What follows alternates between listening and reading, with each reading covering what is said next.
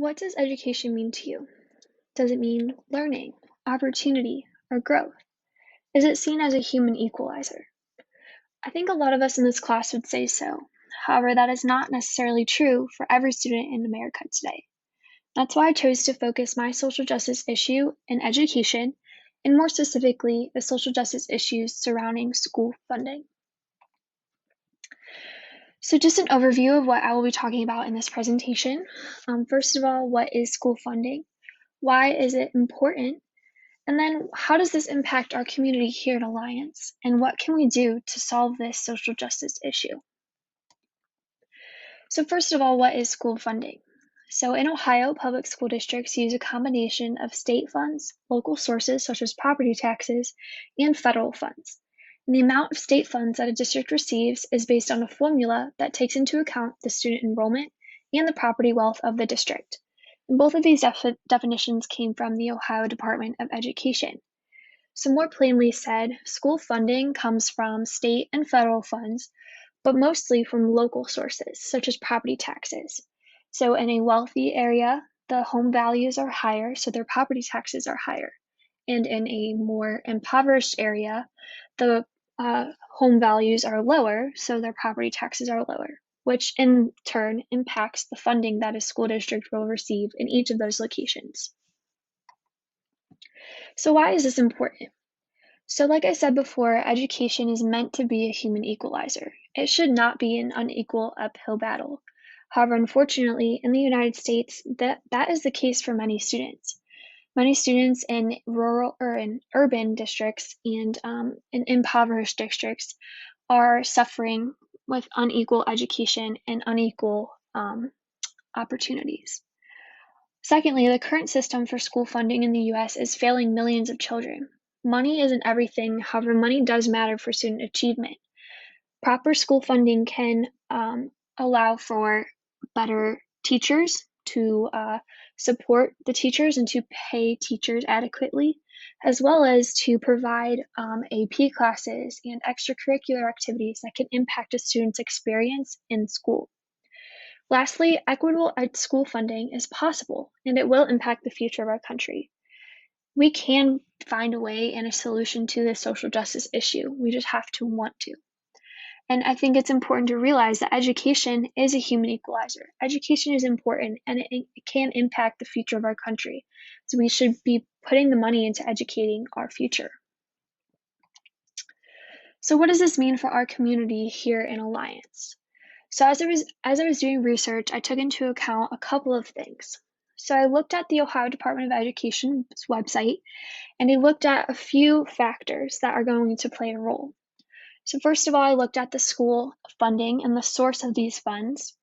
And then I looked at the state report card that the school gives. So every school district in the state receives a report card and a grade. These grades are based off of the achievements that the school has, the achievement of the students, the types of students, and how well these students are doing on standardized testing, as well as the opportunities that the schools give students.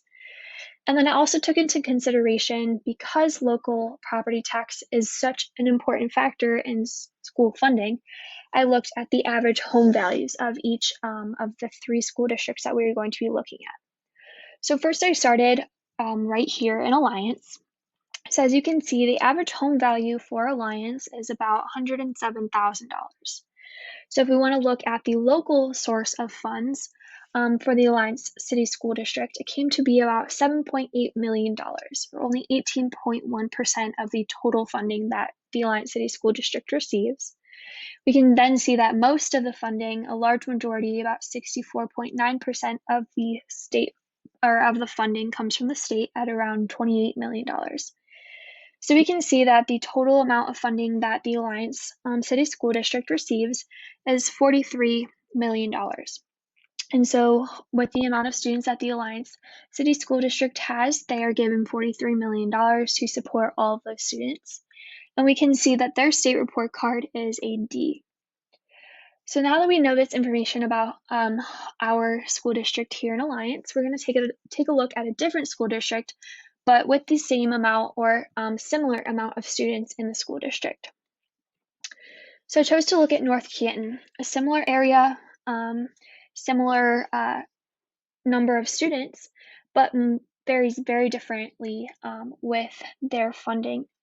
So first of all, the average home value in the North Canton City School District is $190,000. And we can see that that plays a major role in their local funding, as they get about $30 million in local funding, or a large majority of their funding at 54.4%, whereas the state only gives them about $19 million. So overall, the North Canton City School District receives about $55 million for their students. And you can see that that does play a role into how well their students are achieving, as they received a state report card of a B letter grade.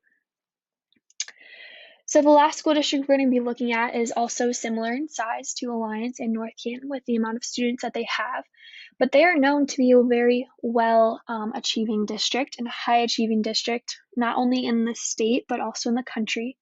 And I thought that it'd be interesting to look at the funds that they receive for a similar amount of students. So we're going to be looking at the school district of Solon.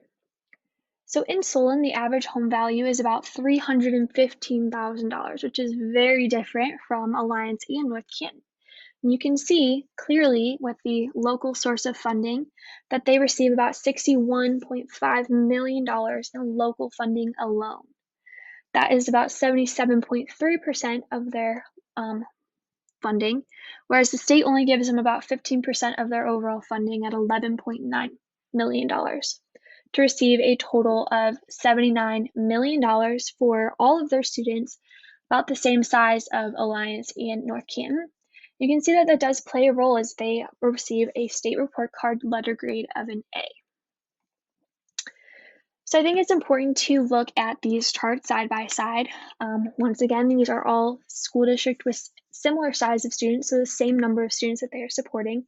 However, they receive very different amounts of funding.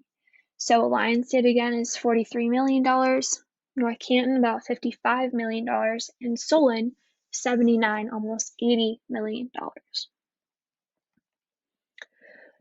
So hopefully I showed you and informed you on what is happening and how this is a social justice issue in our country. So what can we do about this? So we need to push for reform at the state level. We need to push our state leaders to redesign the financial formula so that schools receive funds based off student needs. Students in poverty or in lower income areas most often need more resources than students in wealthier areas. And if we don't provide our schools with the funding and the support that they need to help these students, then they're not going to receive the same education that students in wealthier areas are going to. I think we also need to equalize the amount that school districts receive, so it's a level playing field. And I think that it's important to start by removing or lessening the emphasis that is placed on local property tax values. Lastly, I think we need to educate our community, and I hope that I'm doing that today with this presentation. I hope that after this you can understand how important equitable education is, how unfair our school funding system currently is. And I think we also need to advocate for adequate funding based on school and student needs. Funding should not be based solely off of property taxes and largely off of property taxes. We need to look at the students in these school districts, what they need, and how we can support them best, as they are the future of our country.